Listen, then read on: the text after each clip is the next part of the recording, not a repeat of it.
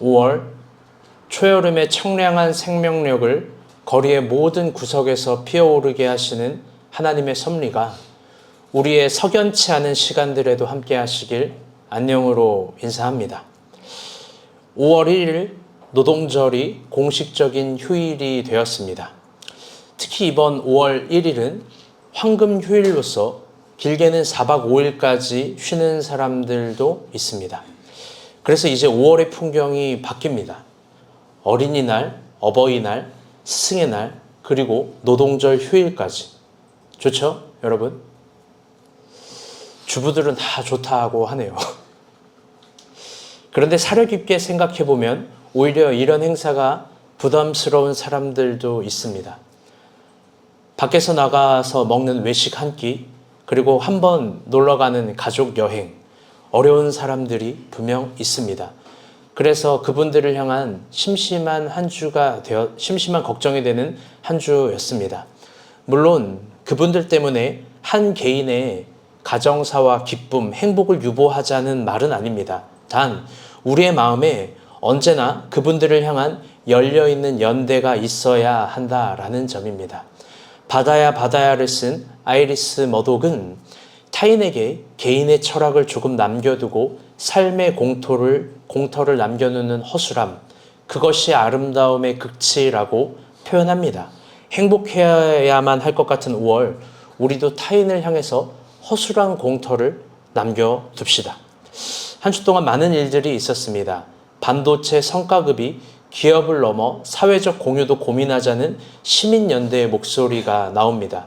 저 개인적으로는 동의하지 않습니다. 기업이 번 돈은 기업 것입니다. 여러분이 이런 걸 사회 평등과 정의로 배우지 않았으면 좋겠습니다. 12산 내란 전담 재판부가 2심에서 한덕수 전 총리에게 징역 15년을 구형했습니다. 1심에서는 23년을 선고한 것에 비해 많이 가벼워졌습니다. 이런 걸 두고 그리스도인은 또 각자의 정의론을 펼치겠지만 조금 여유롭게 역사의 판단을 관전해 주시길 추천합니다. 북한 여자 축구팀이 아시아 축구연맹 AFC 대회를 참가하기 위해 한국에 온다라고 합니다. 의미 있는 행보입니다. 2020년 6월 북한이 개성공단 폭파 사건 이후 남북은 소통이 끊기게 된 게 6년입니다. 그러나 위대한 소통은 언제나 거대한 자리가 아니라 사소한 자리에서부터 출발합니다.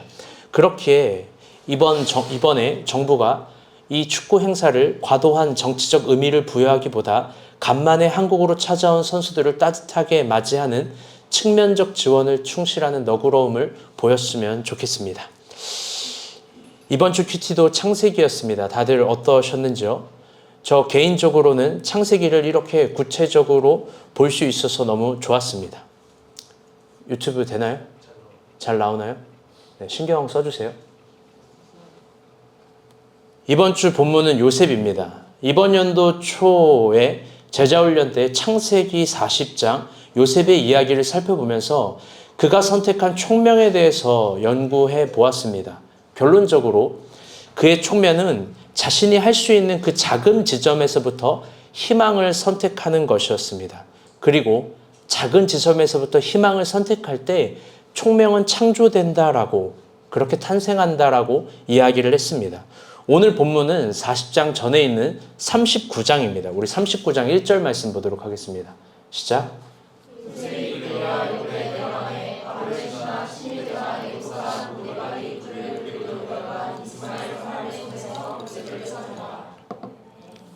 창세기 39장은 요셉의 고난의 시작입니다. 요셉은 형들에 의해 애굽에 팔려갔습니다. 가족에게 버림받았습니다. 이제 그의 평생은 이방 노예입니다. 여러분, 이 스토리를 굉장히 잘 알 겁니다. 확실한 의미에서 요셉은 불행한 상태입니다. 우리 중에 신앙이 있어도 이 정도 고난을 받고 행복할 수 있는 사람은 없습니다. 그런데 본문은 이 사건을 완전히 다르게 해석합니다. 다시 1절 말씀 보도록 하겠습니다.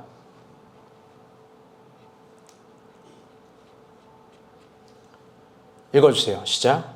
요셉이 이끌려 애굽에 내려가니 바로의 신하 시므이와 애굽 사람 보디발이 그를 그리로 데려간 이스마엘 사람의 손에서 요셉을 살렸다. 아멘. 본문에서 요셉의 불안과 고난을 완벽하게 다르게 해석하는 굉장히 아름다운 히브리어가 있습니다. 그건 방금 1절에서 나온 이끌려가다라는 단어입니다. 이게 국어적인 정서로는 이해할 수가 없습니다. 본문에 이끌리다는 히브리어로 후라드라는 단어인데요. 이 단어는 본래 내려가다라는 뜻의 야라드의 수동태입니다. 그런데 수동태가 되면 단순히 이끌림 받다를 해석되기보다 이 후라드는 인격의 언어인데요.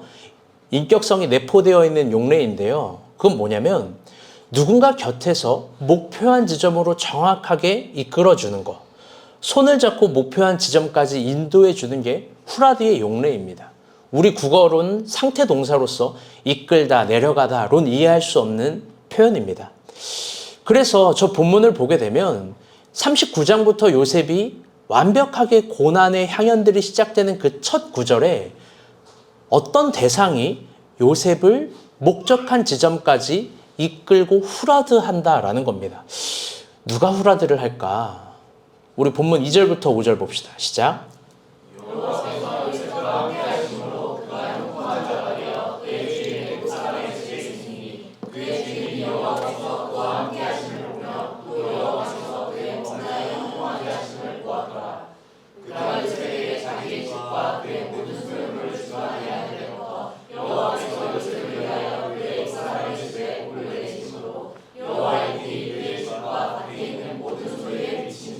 아멘.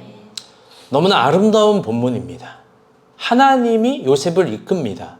근데 중요한 건 요셉의 장소, 요셉의 공간, 요셉의 시간은 우리가 알고 있듯이 감옥 혹은 노예라는 상태입니다. 하나님은 이방 노예라는 요셉의 신분, 장소, 시간, 공간에서 이끌어주고 있는 겁니다. 그래서 저 본문을 보게 되면 저곳이 감옥이 아니라 하나님이 함께하고 있는 천국 같습니다. 그리고 본문에서는 요셉을 형통한 자라고 이야기합니다. 근데 이건 노예로서 얻을 수 없는 요셉의 혹격입니다. 참 신기하죠? 어떻게 요셉은 노예의 상태에서 이런 은혜를 누릴 수 있었을까? 그리고 우리가 자주 이야기하는 형통한 자라고 말하는데 그 성경에서 말하는 형통한 자라는 건 무엇일까? 여러분 한번 고민해 봅시다. 우리가 생각할 때 형통함이라는 건 다들 패스오버 같은 걸 생각합니다. 아니면 비행기의 퍼스트 클래스에 달려오는 서비스 같은 걸 생각합니다. 모든 순간과 모든 시간에서 자신이 원하는 방향으로 흘러가는 어떤 관성의 법칙, 결국 내가 꽤 좋고 가장 좋은 시트에 앉게 되는 어떤 법칙들, 그런 주인공들, 그런 무중력을 생각하는 것 같습니다. 그런데 이거는 완벽한 오해입니다. 성서가 제시하는 형통함이라는 것은 히브리인들의 충만한 관점이 들어있는데요. 그건 우리가 생각하는 어디로 가도 형통한다가 막힌 길도 다 뚫리고 내 최적의 포지션으로 맞춰진다가 전혀 아닙니다. 오늘 본문에 나오는 형통한 자라는 히브리어도 너무 아름다운데요. 위시 마츠리하라는 단어인데요. 이쉬가 사람이거든요. 마츠리하라는 것은요. 다 같이 따라해 볼게요. 목적한 바를 이루다. 성경에서 말하는 형통은요. 목적한 바를 이루는 상태. 그런데 여기 이쉬가 되면 목적한 바를 이루는 아주 적절한 사람을 형통한 사람이라고 하는 거예요. 즉 우리가 생각하는 자기 중심적으로 풀어지는 형통함과는 완벽하게 다른 겁니다. 그리고 이 마칠리 아하라는 단어는 역시 수동태입니다. 그래서 해석하면 하나님이 누군가를 향해서 목적한 바를 이루시게 하는 게 형통하다라는 거예요.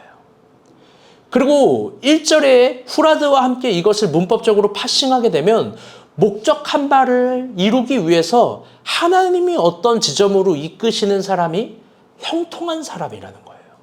그래서 39장 전체에서 요셉을 향해서 5번이나 노예라고는 한두 번밖에 표현하지 않는데 5번이나 이런 표현을 합니다. 다 같이 읽어보겠습니다.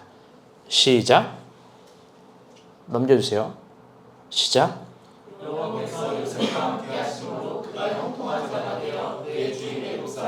빨간색, 파란색 글씨만 읽겠습니다. 이후로는 시작.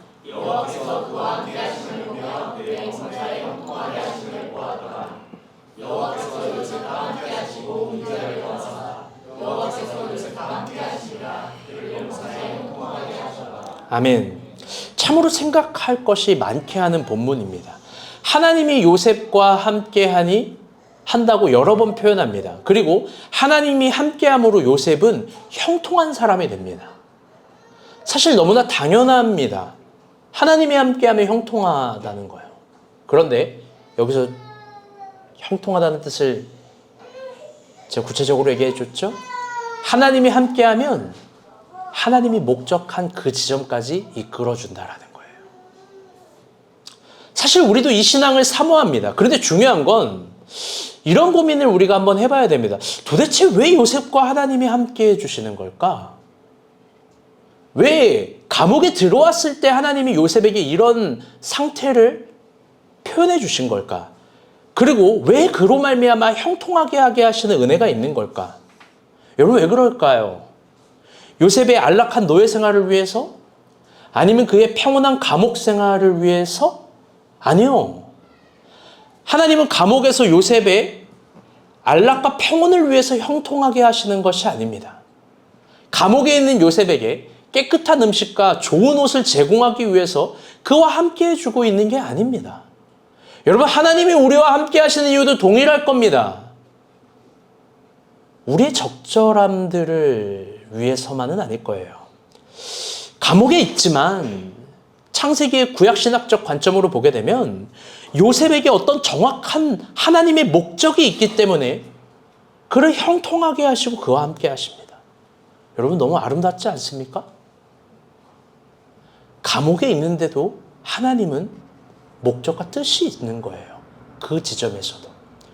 그럼 그게 뭘까? 도대체 요셉에게 있어서 그 목적성이란 건 뭘까? 그건 요셉이 뭘 구했는지를 보면 알 수 있습니다. 우리 45장 7절, 50장 20절입니다. 다 요셉의 스토리인데요. 마지막에 그가 구했던 거에 대한 대변을 이렇게 합니다. 2절 읽어볼게요. 시작. 하나님이 큰 구원으로 당신들의 생명을 구원하고 당신들의 후손을 세상에 주시려고 나를 당신들보다 먼저 보내셨나니 당신들은 나를 해하려 하였으나 하나님은 그것을 선으로 바꾸사 신령과 같이 많은 백성의 생명을 구원하게 하시려 하셨나니. 아멘. 결론적으로 요셉은 이스라엘을 구원합니다. 이스라엘의 구원을 구합니다. 그게 그가 단순히 구한 게 아니라 어떤 지점에 있을 때 요셉이 자신이 하나님께서 왜 이 지점으로 이끄시고 형통하게 하셨는지를 깨닫게 한 지점이에요. 그건 요셉이 이스라엘을 구원해야 되겠다라는 목적성을 갖게 된 거예요. 우리는 요셉에 대해서 생각할 때 그의 유년기, 꿈이 있는 자라고 이야기하면서 12곡씩이 자기에게 절하는 꿈에 대해서만 이야기를 합니다. 아마 대부분의 어린이 부서 요셉 설교도 지금 우리 교회도 그럴 수도 있어요. 뭐 어쩔 수가 없죠. 그럴 거고 그 꿈에 대해서만 생각할 겁니다. 그리고 요셉이 꿈꾸는 자라고 이야기를 하죠. 그래서 어떤 사람은 또 이렇게도 얘기를 해줍니다. 요셉이 그 꿈을 평생 가지고 있었기 때문에 애굽의 총리가 되었을 거래요. 여러분들 그게 깊게 한번 생각해 봅시다. 그게 진짜 말이 될까요?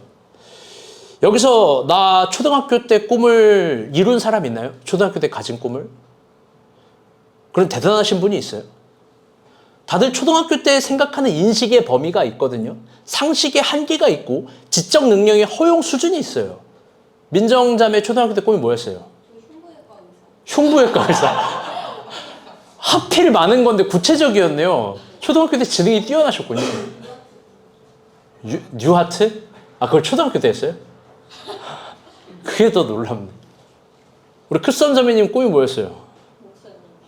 목사님이 꿈이었어요. 이거 엄마가 심어준 강제적 꿈인 것 같은데? 용식 형제 초등학교 때 꿈이 뭐였어요? 아, 진짜 거짓말이. 누가 봐도 축구 선수인데.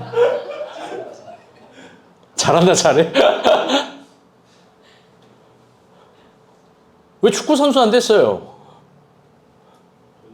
돈이 없어서. 아, 내가 실력은 됐는데 돈이 없어가지고. 뭐, 괜찮아요. 여러분, 그런데 초등학교 때 꿈을 가지고 작년에 이르기까지 아직도 확고히 하는 사람 거의 없을 거예요.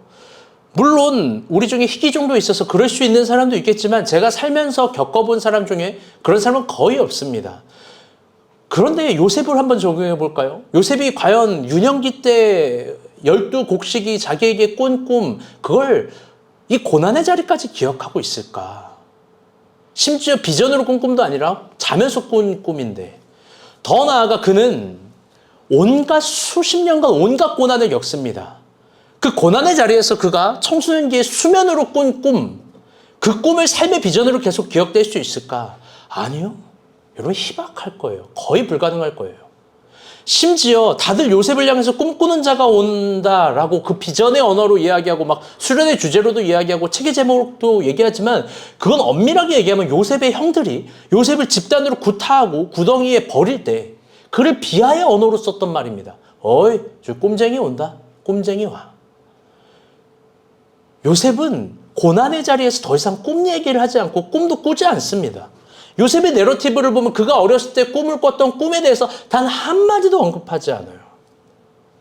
고난의 자리에서 요셉은 뭘 구하냐? 꿈이 아니라, 다시 따라할게요. 사명을 구해요. 그렇게 요셉을 생각할 때 깊게 이해해야 되는 건 그의 거대한 꿈이 아니라 그의 사명입니다. 그가 감옥에서 사명을 깨닫게 되고 알게 된다라는 신비.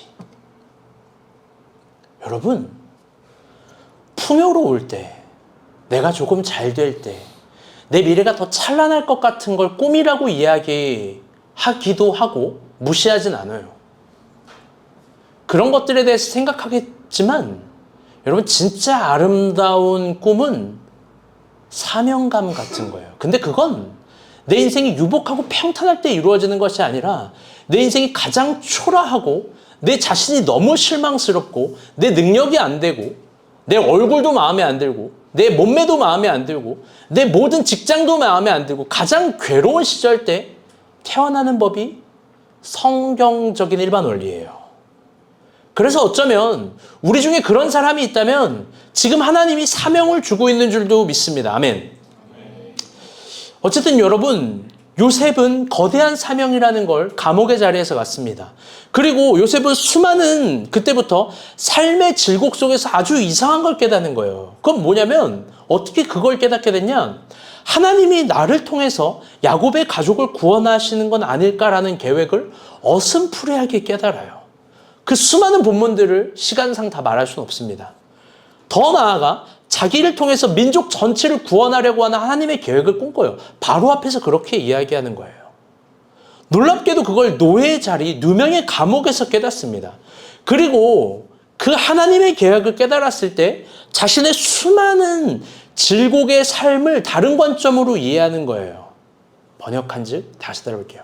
하나님에겐 계획이 있다. 여러분, 이걸 믿어야 돼요. 이걸 믿어야 돼요. 요셉의 자리에선 길이 없어 보입니다. 그런데 요셉은 하나님을 신뢰하게 됩니다. 요셉의 지적 수준에서는 답이 없어 보입니다. 그런데 요셉은 진리를 신뢰하게 됩니다. 그래서 그는 하나님에 대해서 이런 고백을 합니다. 우리 20절 말씀만 다시 한번 보죠.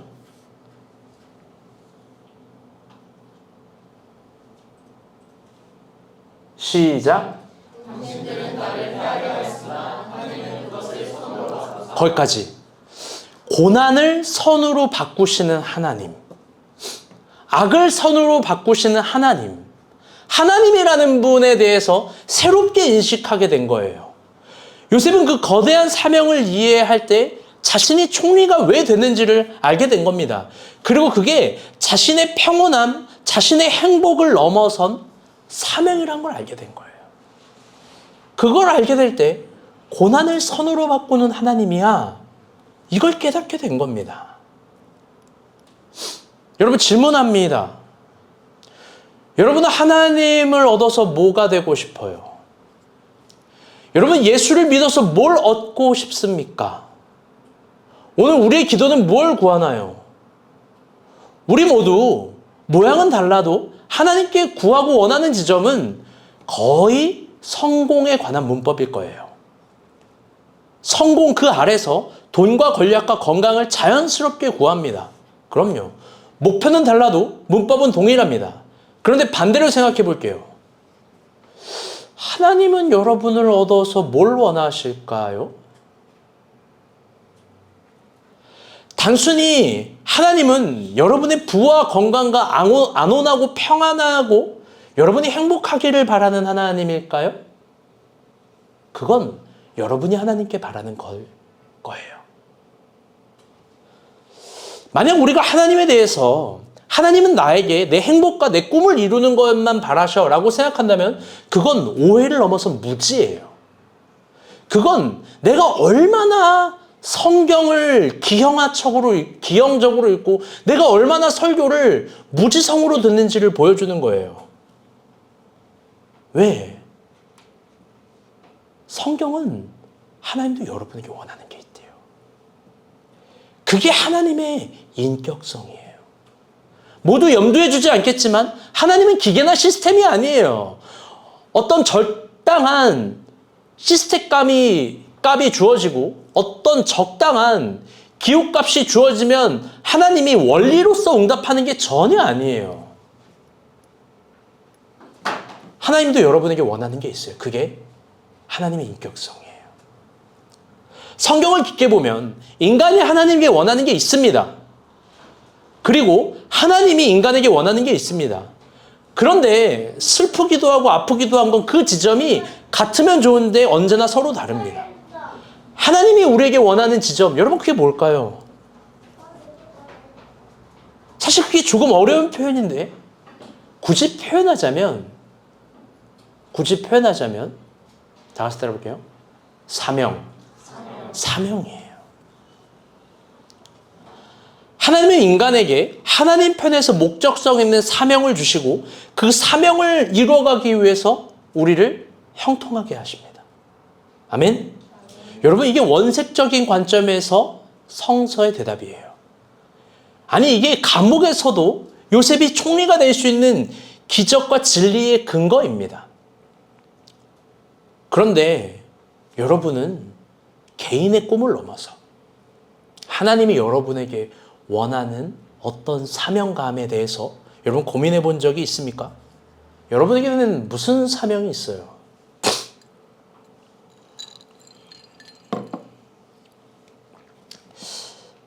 이번 주에 코스피가 7,000이 넘었습니다. 할렐루야. 웃는 것들은 주식 좀 하나? 저 개인적으로는요, 태어나서 이런 시대를 맞이한다는 게 좀 싱숭생숭합니다. 제가 경제라는 걸 눈을 뜬 지 20년이에요.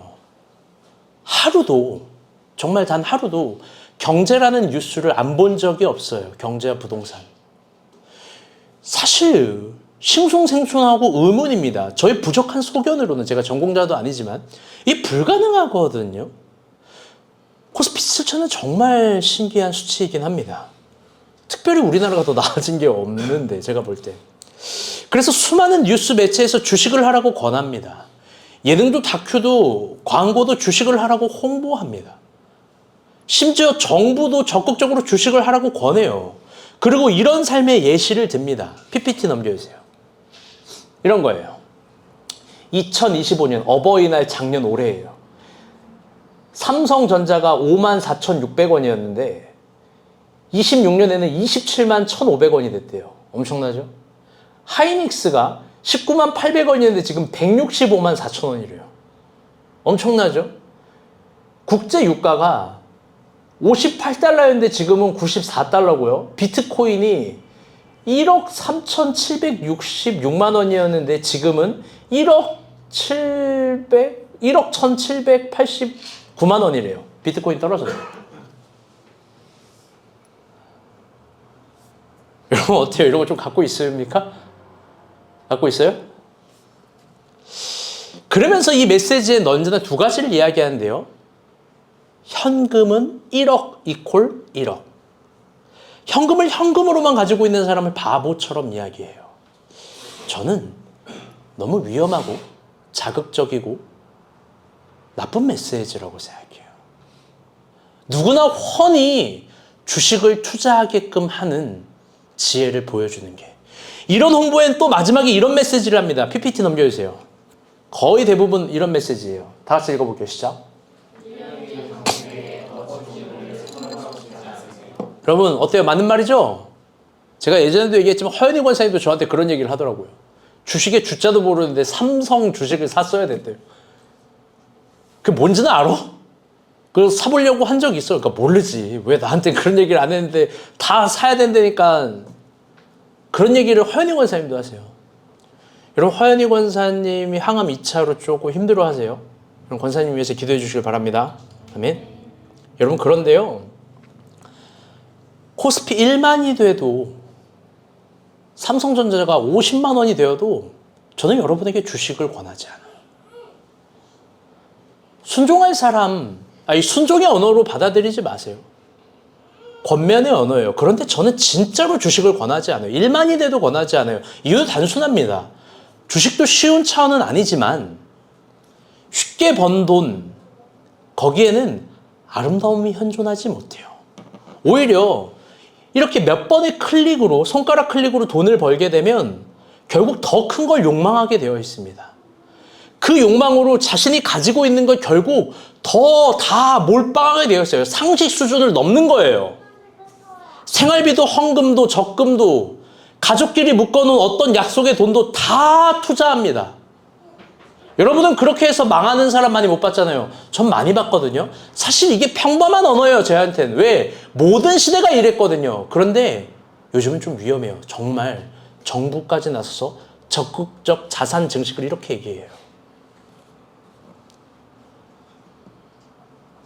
어떤 소중한 돈들은 건드리면 안 되는 거예요. 그런데 몇 번의 클릭으로 돈을 벌 수 있다라고 생각하면 그 소중한 것까지도 다 넣어버리게 됩니다. 그때 투자가 성공해도 인간은 망하게 되고 투자가 성공하지 못하게 돼도 인간은 망하게 됩니다. 그래서 위험해요.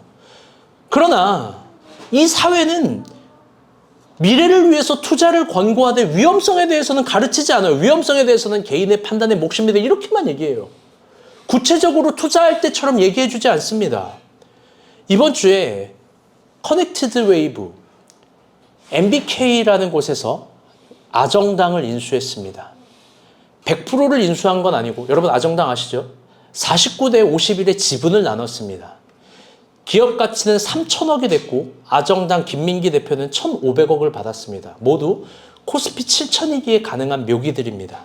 그런데 조금 재미있는 건 김민기 대표가 자신의 통장에 1,500억이 입금이 되는 장면을 인스타그램으로 촬영해서 영상을 보여준 겁니다. 우리 영상 한번 보시죠. 이건데요.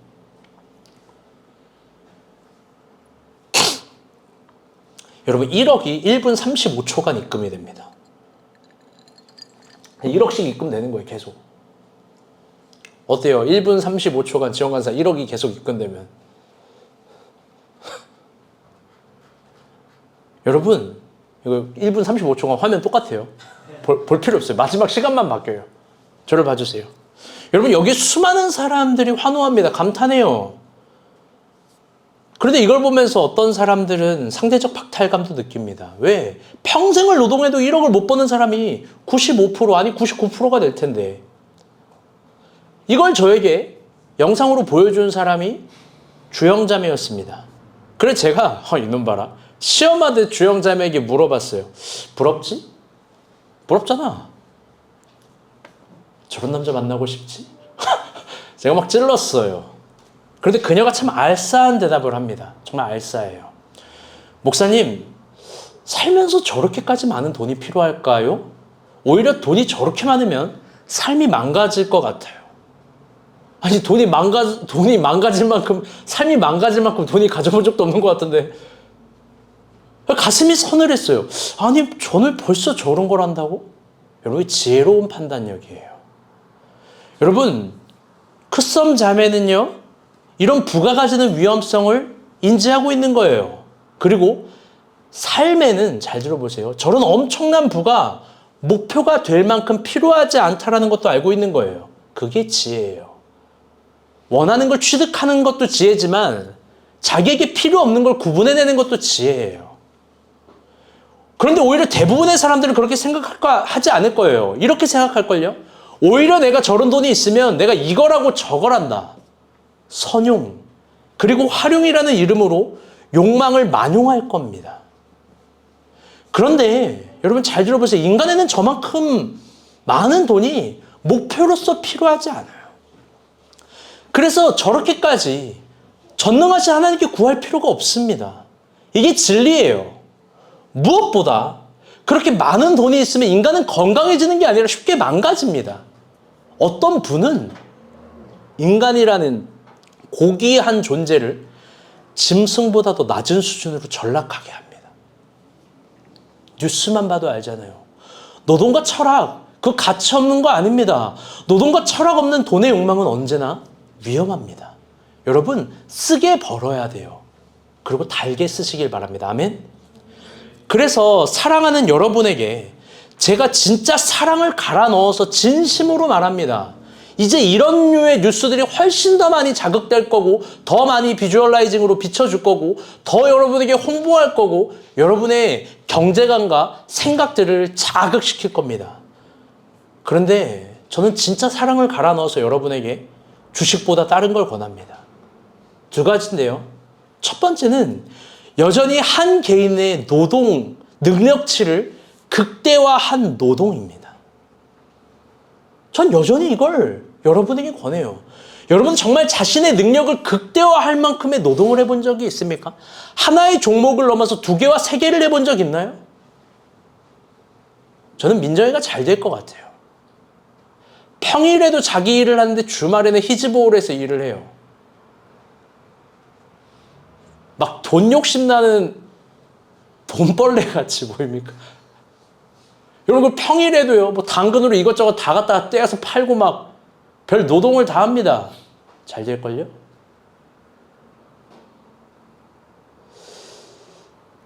저런 사람이 귀한 사람인데, 할렐루야. 네. 여러분 두 번째는요, 자기의 삶의 표현력이 있고 자기의 이번엔 가능성을 극대화한 사업을 권해요. 왜? 여기에도 아름다움이 있습니다. 자기의 능력을 극대화한 노동력, 여기에 아름다움이 있고 자기의 가능성을 극대화하고 자기의 표현력을 극대화한 사업, 여러분 여기에 아름다움이 있습니다. 이걸 권해요. 우리는 이 정도로 돈 벌면 충분합니다. 그리고 이렇게 번 돈은 쉽게 허무하게 안 씁니다. 여러분 지원간사가 열심히 노동하거든요. 그 노동으로 허무하게 돈을 쓸 수 있습니까? 허무하게, 화랑방탕하게. 오늘 히즈보홀에서 예를 들어 1,000만 원 벌었어요. 현대백화점 더현대 가가지고 990만 원어치 명품 긁을 수 있어요? 여러분 그렇게 못할 거예요. 여러분 만약 주식이라는 게 좋은 거라면 저는 여러분에게 진짜로 권할 거예요. 저를 알잖아요. 이게 진짜 좋은 거라면 제가 매질을 해가면서도 지금은 주식할 때라고 막 권할 거예요. 너 왜 아직도 안 해? 윤희 3전 넣었어 안 넣었어? 막 이렇게 막 적극적으로 막 입을 벌려가면서 막 따져가면서 막 했을 거예요. 제 스타일 알 거예요. 좋은 건 여러분에게 주저하지 않아요. 제가 살면서 목회자로서 목회자의 이름을 걸고 딱 한두 명에게만 주식과 코인을 권했습니다. 이유 단순해요. 그 사람은 그 정도 부를 가져도 삶이 망가지지 않을 거고, 반대로 그 사람은 그 정도 부가 없어도 삶이 망가지지 않을 것 같기 때문입니다. 그런데 대부분은 그렇지 못할 거예요. 그리고 여러분 더 하나의 진짜 진리를 알려드릴까요? 나 어떤 목회자는 막 주식도 권하더라. 나 그거 진짜 위험하다고 생각해요. 제가 진짜 위대한 진리를 알려드릴게요. 여러분 한 개인의 능력을 극대화한 노동, 자기를 한계까지 표현해낸 표현력과 가능성을 표현해 극대화한 이 사업, 여러분 왜 이걸 권하냐? 모든 사업들이 그렇게 일어난 거예요. 주식으로 돈을 번 게 아니라 사업으로 돈을 번 거예요. 사업이 커지면 투자가 되는 거예요. 그런데 다 자기를 표현한 노동과 사업을 하기는 싫어한 거예요. 일하기를 싫어하는 거예요. 그런 사람이 부를 가진들 망하는 것 수순이에요. 물론 여러분은 자기 부인을 할 거예요. 좀 그런 돈이라도 가져봤으면 좋겠습니다. 그리고 목사님, 전 그런 돈을 가져도 안 변할 거라고 확신합니다. 선용 그리고 활용을 이야기하면서 신앙으로 하나님께 적극적으로 더 많은 돈을 얻는 것만 구할 거예요. 오히려 나는 그런 부가 있으면 하나님을 위해서 쓸 겁니다. 그리고 나의 사명을 위해서 쓸 거예요. 막 이런 말을 할 거예요. 여러분, 그런데 하나님 나라는 그런 방식으로 이루어지는 게 아니거든요. 여러분, 그런 방식으로 하나님 나라를 완성하거나 확장하는 건 더더욱 아니에요. 왜냐하면 하나님 돈이 필요한 거지가 아니에요. 하나님 우리에게 원하는 게 있어요. 그건 더 많은 부가 아니라 정말 하나님을 위해서 하나님이 보여준 그 지점으로 뛰어들고 새롭게 탄생하고 한 개인이 위대해지기를 바라는 어마어마한 아름다움이에요. 여러분, 돈이 없어서 하나님 나라를 못 이루는 게 아니에요. 여러분, 요셉을 생각해 봅시다. 요셉이 부와 강함과 힘의 권력을 추구함으로 애굽의 총리가 됐습니까? 아니요. 다들 이게 아니라는 걸 알아요. 그러면 이건 진짜 아닌 거예요. 그런데 삶의 적용은 따로 할걸요? 요셉은 힘과 강함과 권력을 추구함으로 이스라엘의 구원을 이룬 게 아닙니다. 그런 방식으로 사명을 이룬 게 아니에요. 그가 보여준 건 하나님의 목적을 위해 자기의 인생이 어떤 지점까지 내려가 봤는지. 할렐루야. 그리고 또 그 지점에서 어떤 목적을 위해서 이끌어 가보셨는지. 그리고 동시에 그 하나님의 목적한 걸 위해서 나의 모든 시간, 이름, 자존심이 다 깨어졌는지. 여러분, 요셉 그거 보여준 거예요. 여러분, 그렇다면 이게 진리라면 망설일 게 뭐가 있어요?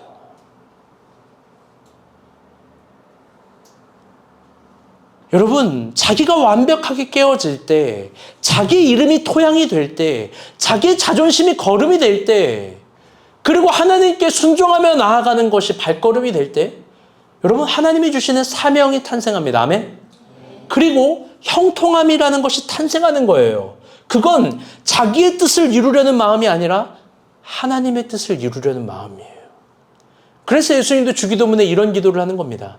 뜻이 하늘에서 이루어진 것처럼 땅에서도 이루어지기를 바랍니다. 아멘. 예수님은 자기의 뜻을 관철하지 않았던 거예요.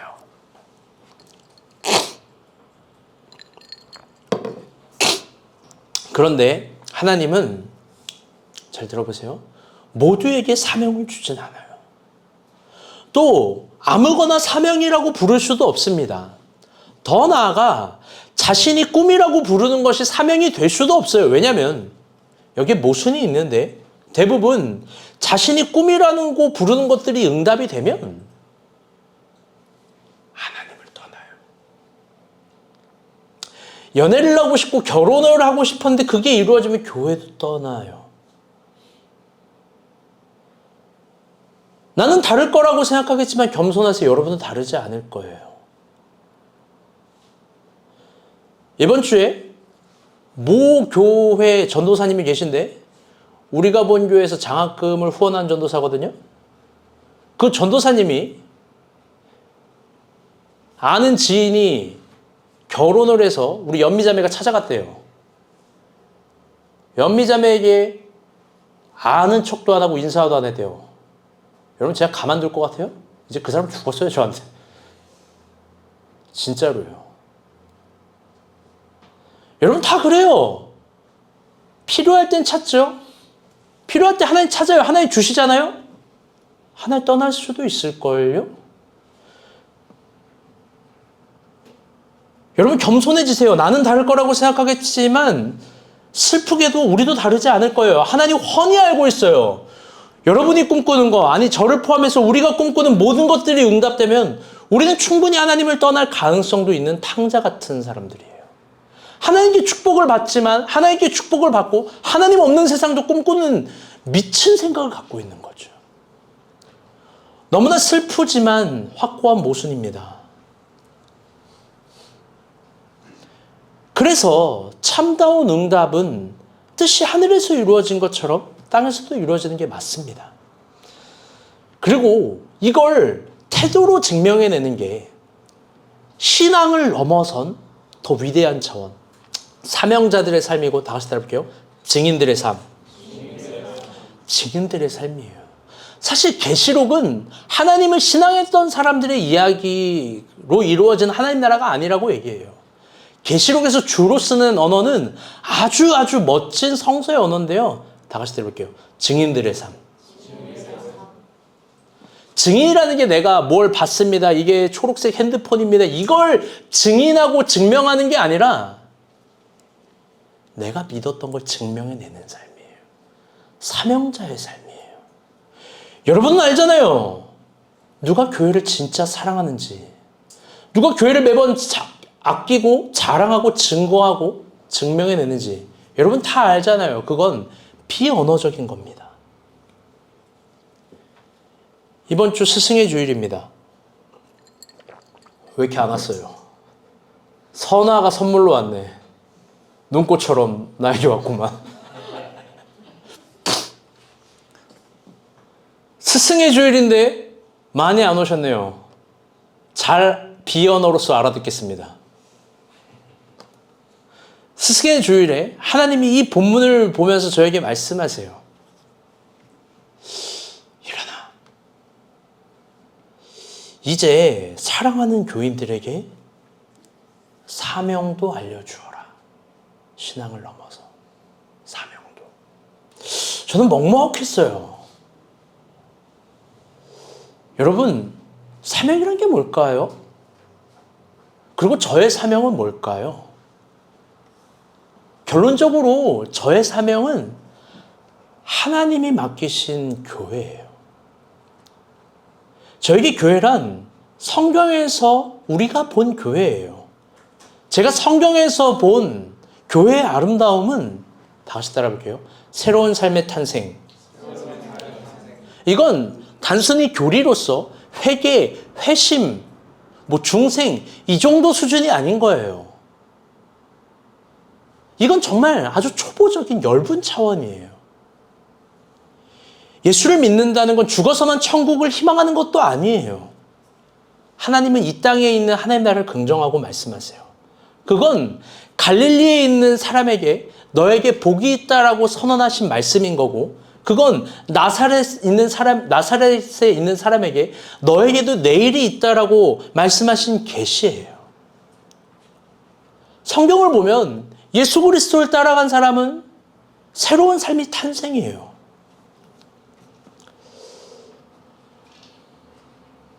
그렇기 때문에 저는 우리가 본 교회를 개척할 때 우리가 본 교회의 사명은, 아름다움은 새로운 삶이 탄생하는 거예요. 그리고 또 진심으로 서로가 예의를 다해서 사랑하는 거죠. 무엇보다 이걸 넘어서 하나님이 하나님의 관점에서 보여준 어떤 목적성들을 성실하게 따지지 않고 수행하는 거예요. 오늘 전수윤 선교사님이 미얀마로 선교를 가셨어요. 미얀마. 원래 제가 같이 가기로 했거든요. 근데 제가 같이 안 갔어요. 참 많은 사역을 해요. 이번에는 미얀마에 있는 목회자들을 한국 기준의 5성 호텔, 한국 돈으로 1박에 20만 원 정도 하거든요. 비싸요. 제일 비싼 파크 로얄이라는 호텔, 롯데 호텔 2개인데 거기에 15명 부부를 초대해요. 30명이에요. 거기서 1박 2일 동안 그들에게 모든 걸 제공해요. 그리고 강의도 하고 교제도 하고 미얀마 교회의 하나됨과 연합을 추구해요. 신학교에 가서 200명 정도에게 설교를 하고 후원 약정식을 진행하고 장학금 확정서를 또 하고 장학생을 선발하고 신학생들에게 햄버거 피자 세트를 또 돌리고 또 지역 연합교회를 다 찾아가라 그래서 다 찾아가고 또 후원하고 지원하는 사업을 해요. 거기서 끝이 아니에요. 샤인, 그리고 어디 고아원이지? 주영? 고아원 이름이 하나 생각이 안 나요. 고아원이 이번에 개원을 하면서 거기에 있는 수많은 제반들, 지금 군부가 들어왔기 때문에 오히려 더 가는 거예요. 저는 못 갔어요. 정말 위대한 선교사님이고 대단한 선교사님이에요. 많은 재정이 들어요. 여러분, 우리가 본 교회 오늘에 상관이 없다라고 생각하면 안 해야죠? 여러분, 그러나 아낌없이 해요. 아낌없이 한다고요. 하나님이 보여주신 목적들을 성실하게 수행하는 거. 여러분, 이 세 가지 지점 우리가 본 교회 너무나 잘하고 있습니다. 여기 있으면서 새로운 삶이 탄생하죠. 여기 있으면서 예의 있게 서로를 사랑하죠. 여기 있으면서 하나님께서 목적하신 새로운 것들에 계산하지 않고 투영하죠. 잘해요. 여기는 앞으로도 자신 있어요. 여러분들 물어봅시다. 다 저를 봐주세요. 여러분, 이게 자연스럽게 됐겠죠? 여러분, 자연스럽게 된 거겠죠? 아니요. 저의 사명이에요. 이걸 가르치고 체득화하고 만들어내기 너무 힘들었거든요. 가족도 다 희생시켰거든요. 다 온전히 갈아 넣은 거예요. 사명이라서. 혹 어떤 사람은 저의 위치를 부러워할지 모르겠어요. 목사님, 요즘은 그런 것 같아요. 목사님 와가지고 히즈볼 메뉴 먹고 커피 마시고 편하게 목사님 말하는 대로 성도들이 다 따라주고. 여러분, 저를 부러워하지 마세요. 망상일 거예요. 왜요? 여러분, 진심으로 누군가 잘 되기를 바라는 마음만으로 살아가는 아슬아슬함을 모르잖아요. 그 사람이 반드시 잘 되어야만 된다라는 그 어지러움 모르잖아요. 그리고 안 되면 그 사람에게 또 불편한 말하고 책망하고 동시에 가르치고 먹이고 입히고 언덕이 되어주는 게 뭔지 모르잖아요. 사람은 다 비슷해요. 여기도 가만히 있으면 누가 누구를 비난하고 누가 누구를 흉보고 누가 누구를 위해서 자기를 이용할 거예요. 여러분, 그러나 직업이 아니라 사명이라서 이렇게 해요. 직업으로는 이렇게 못해요. 그러나 사명이라면 해요. 여러분, 물어볼게요. 여러분에게 교회는 뭐예요? 오늘 스테이 주제예요. 설교를 듣는 곳? 예배를 하는 장소? 여러분, 더 깊게 질문하고 싶어요. 오늘은 여러분, 이 교회에 와서 행복한가요? 여러분, 불행한가요? 엘리베이터도 없고. 지금은 안 그런데 예전엔 좀 부담스러웠어요.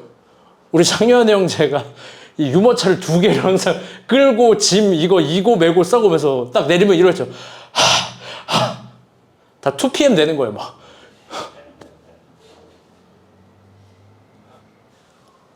여러분은 유모차 안 끌고 와봤잖아요. 그리고 내리면 이제 상현 이제 힘든데 아이들이 막 여기서 와 이러고 막 뛰어다녀요.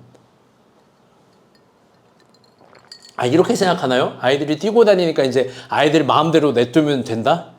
여러분, 아직 부모가 안 돼봐서 몰라요. 걸어 다니는 자체가 신경이 쓰여요. 걸어 다니는 자체가. 물론 좀 가윤인 예외인 것 같기도 합니다. 여러분, 어때요? 없는 것들만 보여서 불편한가요? 여러분, 그럼 반대로 물어보고 싶어요. 교회가 뭘 해주면 행복한 거예요? 여러분, 교회는 여러분에게 뭘 서비스로서 제공해야 된다고 생각하는 겁니까? 여러분, 이제 사명을 알려줄게요.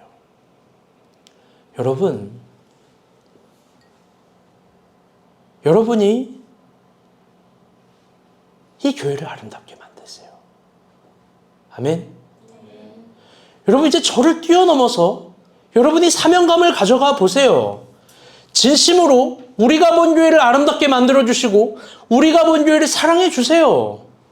여러분, 우리밖에 없어요. 우리가 우리 교회를 안 사랑하면 누가 우리 교회를 사랑합니까? 우리 교회가 불편한 게 있어요. 그러면 그 불편함을 내가 보완해내려고 해야지. 여러분, 흉보고 비판하는 사람이 어떻게 가족입니까?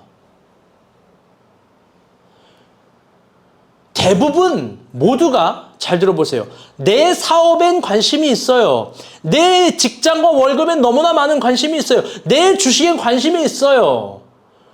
그렇게 나의 부가 극대화되는 데는 요셉의 꿈처럼, 요셉의 사명처럼 이야기를 해요.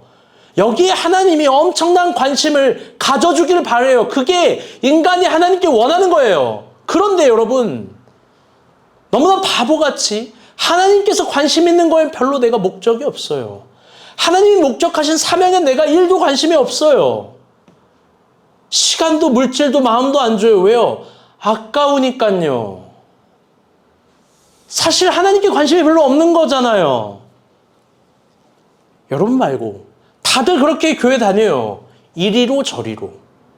그리고 이리로 저리로 다니면서 내가 연애를 할 수 있는지, 결혼을 할 수 있는지, 내 영업직에 도움이 되는지, 혹은 나에게 맞는 사람이 있는지, 내가 여기서는 조금 더 높아지고 꽤 괜찮은 사람으로 인정받을 수 있는지, 다 그렇게 이리로 저리로 교회를 다녀요. 여러분들 그렇게 교회 다니지 마세요. 제가 제 이름 석자를 걸고 확신하건대 천국 가서 하나님 하나 물어볼 거예요. 딱 하나. 너 얼마를 벌었니? 너 뭘 해봤니가 아니에요. 계시록에 보면 딱 답 나오고, 요한 예수 그리스도께서 십자가에서 죽으신 선언을 보면 딱 답이 나오는 게 있어요. 그건 뭐냐? 넌 내 교회, 내 양을 위해서 얼만큼 헌신했니? 얼만큼. 여러분, 그렇게 교회 다니는 거 아니에요.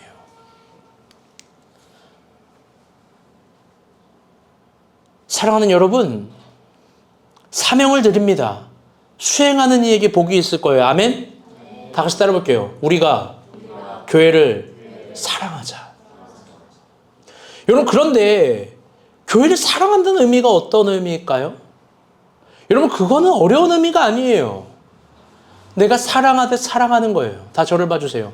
내 고객을 대하듯, 내 사업을 대하듯, 내 가족을 대하듯, 내 아내를 대하듯, 내 남편을 대하듯, 내 아이를 대하듯 사랑하는 거예요. 내 자동차를 대하듯, 내 취미생활을 대하듯, 내 음식을 대하듯, 내 운동을 대하듯, 내 수면을 대하듯 사랑하는 거예요. 여러분, 그렇게 내 몸과 같이 사랑하는 게 교회를 사랑하는 거예요. 결국 사랑이라는 성격은 사랑하는 대상을 향해서 즐거이 헌신하고 낭비하고 구체적인 필요를 보고 스스로 죽음에 기꺼이 가게 되어 있어요. 여러분, 교회를 내 몸과 같이 사랑해 주세요. 그게 어쩌면 하나님이 여러분에게 아주 거대한 지점으로 주시는 사명입니다. 아멘? 그래서 제가 요즘엔 우리 간사들을 더 호되게 혼내요. 지금도 충분히 잘하고 있지만 아프게 말해요. 교회의 마음을 쏟으라고 질타합니다. 은비 간사가 여기 없지만 들을 거예요. 몇 번이나 이야기해요. 구체적으로. 본인, 업인, 가구 디자인 하듯 우리가 본 교회 부서 일을 하라고. 제가 아프게 말해요. 지영 간사님에게도 아프게 말해요. 히즈보홀에서 컴플레인 걸린 손님에게 꼼꼼하게 응대하듯 교회 사역하라고. 그게 반대라면 정말 안 좋아 보인다고. 우리 간사님들 눈에는 교회가 새롭게 할 것들이 정녕 안 보이냐고. 진짜로 모자라고 남루하고 어색한 것들이 안 보이냐고. 제가 여러분 항상 설교할 때 우리 간사님들 칭찬만 하니까 회의 때도 사적인 관계에서도 사탕 발린 말로 칭찬하는 것 같죠? 아니에요. 제가 뒤에서 얼마나 호되고 서운하게 말하는지 몰라요. 아마 많이 서운할 거예요, 저에게. 그런데 아마 제 뜻은 모를 거예요. 제가 왜 이렇게 아프게 말하는지. 왜냐면 대부분 사명자가 없거든요. 그리고 또 사명을 못 이룰 사람들이 대부분이거든요. 그런데 우리 간사님들은 사명을 이룰 사람들이에요. 아멘. 하나님께서 목적하신 바를 맡기시고 이룰 사람들이에요. 그래서 하나님이 형통하게 하실 거예요. 전 그것도 너무 훤히 보여요. 잘 될 거예요. 지금까지 그렇게 잘 됐듯 잘 될 거예요. 그것도 눈이 훤히 보여요. 왜? 그게 영적인 원리니까. 만약 우리 모두에게 이야기입니다. 우리의 사명이 결국 우리 자신만을 위한 거라면 여러분 그거만큼 초라한 게 어디 있어요? 여러분 그러나 사명자에게 복을 주세요. 그 복은 내가 쌓아 올린 탑보다 훨씬 위대하고 아름다운 생명력이고 창조력이에요. 그게 영적인 대답이고 진리의 원리예요. 본문 5절 봅시다. 시작.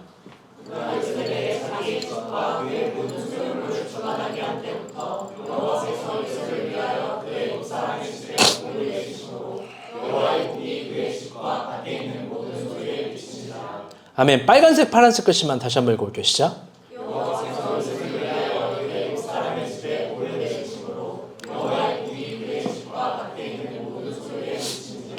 여러분, 이 진리의 대답을 잘 따라가야 됩니다. 여기에 매우 특이하고 이상한 이야기가 있습니다. 그건 여호와께서 요셉을 위하여, 히브리 원문으로 보게 되면 이 히브리어 베케로 되어 있는데, 이게 뭐냐면 요셉 때문에 그 애굽 사람 집에 복을 내리시고 여호와께서 그의 모든 집과 밭과 소유물에 다 복을 주셨대요. 여러분, 이상한 말이지만 요셉 때문에 애굽 사람이 복을 받았대요. 그게 진리의 대답이고, 그게 기적의 원리이고, 하나님의 관점입니다. 하나님이 사명자들에게 복을 주세요. 여러분, 그게 진짜입니다. 그럼 반대로 이렇게 생각하시겠죠. 아, 복 받으려고 사명에 충실해야지. 그렇게라도 해보세요. 그렇게라도 하나님을 시험해 보세요. 진심으로. 여러분, 잘 들어요. 내가 축복받은 사람인지 아닌지 어떻게 할까요? 그건 나를 보면서 하는 게 아니라 내 주변을 보면서 할 수 있는 거예요. 아주 이상한 말이지만 나 때문에 내 주변 사람들이 복을 받고 내 주변 사람들이 잘 되는 경우가 있어요. 그때는 내가 축복받은 사람이에요. 비록 나는 아주 평범한 개인이고 나에겐 자극적인 변화가 없고 나 때문에 변화가 없지만 나 때문에 내 주변에 복을 받잖아요? 그러면 그게 하나님이 선택한 사람인 거예요. 여러분, 깊게 봐요. 요셉도 노예였어요. 오늘 장문전 집사님이 감기 때문에 안 오셨거든요. 여러분, 사랑을 보여주세요. 좀 연락도 하시고 문자도 하시길 바랍니다. 아멘? 예전에 장문전 집사님과 신방을 했는데 이런 말씀을 하시더라고요. 꽤 긴 이야기들 속에서. 목사님, 저는 돈 버는 재주가 없어요. 아주 절망적으로 이야기하시더라고요. 그런데 저는 저와 함께하는 사람들이 저와 함께하는 사장들이 잘 되게 하는 재주는 있어요. 저랑 함께했던 사장들은 다 돈을 벌고 빌딩을 사고 잘 됐어요. 아주 인상적이었어요. 아, 저걸 아시는구나. 왜요? 그게 하나님께서 축복하는 사람의 특징이에요. 자기는 평범한데 자기 주변에 복을 주는 거예요. 여러분, 예수도 평범했어요. 그런데 예수의 주변이 복을 받는 거예요. 뭐든지 그래요. 하나님께서 장문전 집사님을 위해서 그 주변 사람들에게 복을 주신 거예요. 교회, 우리가 너무나 사랑하는 우리가 본 교회는 어떨까요? 여러분, 대부분의 사람들이 고백하는 바, 여러분이 교회에 복을 받고 있대요. 교회 때문에 복을 받고 있대요. 여호와께서 교회를 위해서 여러분에게 복을 주시는 건지 어떻게 알아요? 아멘? 그럼요. 교회 때문에 여러분에게 복을 주시는 거예요. 여러분, 아닌 것 같습니까? 맞을 거예요. 그래서 영적인 원리가 무서워요. 그러니 교회를 자신의 몸처럼 사랑해주는 사명감은 가장 남는 장사예요. 한번 해보세요. 그런데 이쯤에 오늘 오시지 않았지만 장문전 집사님도 교회 자체도 고민하는 게 있습니다. 이런 거예요. 왜 나는 잘 안 되고 내 주변만 잘 되는 걸까? 왜 나는 잘 안 되고 내 주변만 잘 되는 걸까? 그럴 때 불평과 불만이 생겨요. 그런데 그게 아니에요. 그런 불평과 불만은 신앙적인 생각이 아니에요. 인간적인 생각이에요. 왜냐하면 하나님은 여전히 어떤 목적이 있어서 그 사람을 통해서 그 사람 주변을 형통하게 하시는 거예요. 그게 그 사람을 형통하게 하시는 거예요. 그게 하나님의 형통하심이에요. 감옥에 있었을 때도 요셉에게 여전히 뜻이 있으셨듯이 내 삶이 자극적인 변화가 없지만 내 주변이 나로 인해서 복을 받는다면 하나님은 아직도 나에게 정확한 뜻이 있으신 겁니다. 아멘? 그래서 우리가 본 교회도 장문전 집사님도 더 힘을 냈으면 좋겠습니다.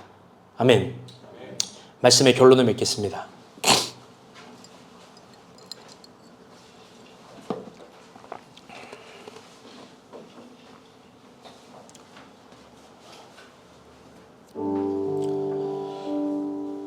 오늘 설교 제목은 교회예요. 스승의 주일이죠. 스승의 노래 가사말 아시나요? PPT 한번 띄워주세요. 그 좀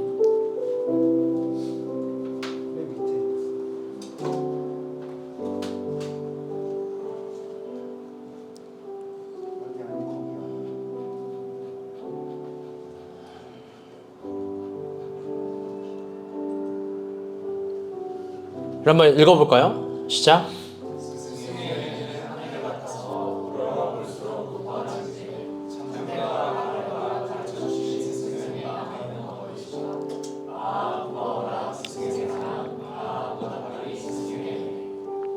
여러분, 아름다운 가사말이지만 부담스러운 가사말이고 제가 스승이라는 게 어색하고 부담스러워요. 그런데 한번 얘기해 볼게요. 저에게 스승은 뭘까? 제가 설교를 준비하면서 나에겐 어떤 스승이 있나 한 2명 정도 스쳐 지나갔어요. 그런데 가만 보면 저에게 스승도 우리가 본교예요. 그게 저의 사명이자 저의 스승이에요. 왜? 저는 교회 때문에 새로워졌거든요. 교회가 아니면 저도 극대화될 수 없고 저도 한계에 이르를 수 없고 저도 새로워질 수 없을 거예요. 제가 만약 교회를 개척하지 않았다면 제가 이렇게까지 성도들을 사랑해보지도 못했을 거예요. 제가 이렇게까지 마음 아파하면서 한 주를 지내본 적도 없을 것 같고 제가 이렇게까지 노력해보지도 않았을 거예요. 그러면서 저도 새로워졌어요. 난 이 교회에 뭘 보답할 수 있을까? 이 스승의 가사말처럼 아 고마워라 스승의 사랑 아 보답하리 스승의 은혜 나는 뭘 보답할 수 있을까? 그리고 또 이 교회의 구성원인 여러분에게 어떻게 고마워하고 보답할 수 있을까? 할 일 없어요. 그래서 저도 더 교회를 사랑하는 사명감을 더 가지려고요. 내 고객에게 하듯, 내 사업에게 하듯, 내 가족에게 하듯, 내 자동차에게 하듯, 내 취미생활과 내 음식과 내 운동에게 하듯, 내 운동하게 하다 쓰는 좋아하는가? 내 몸과 같이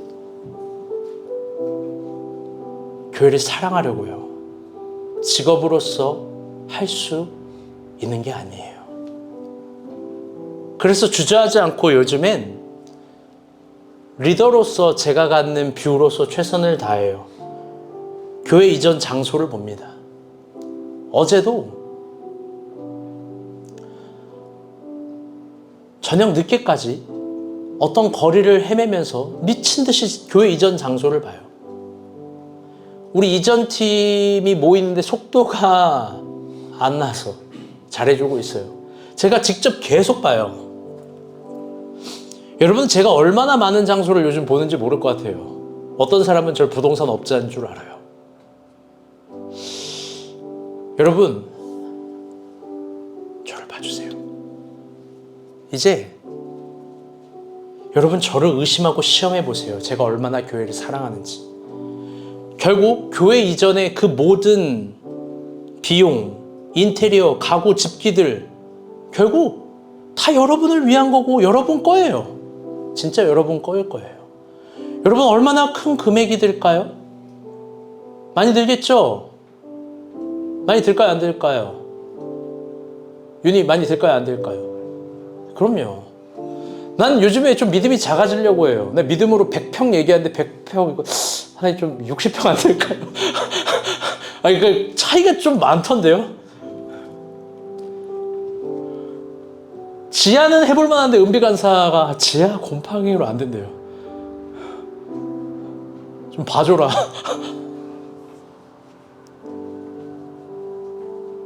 여러분 그런데 잘 들어봐요. 성전 건축하면서 성전 건축 헌금 고민하지 마요. 제가 다 할 거예요. 저 마음 정했어요. 물론 진심으로 교회를 사랑하는 사람들이 헌금하겠다면 어쩔 수 없겠지만 여러분 진짜 부담 안 가져도 돼요. 그런 설교 하지도 않을 거예요.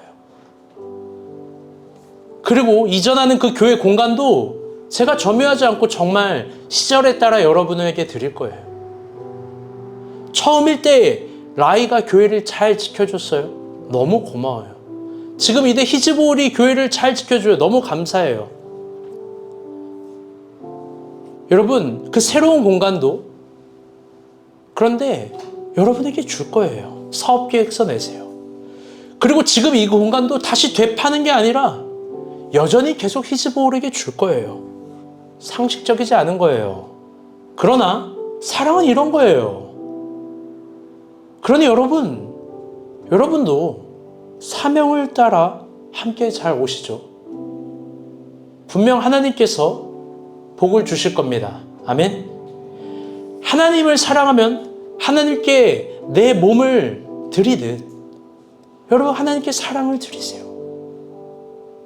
여러분이 교회 때문에 복을 받으리라 믿습니다. 아멘.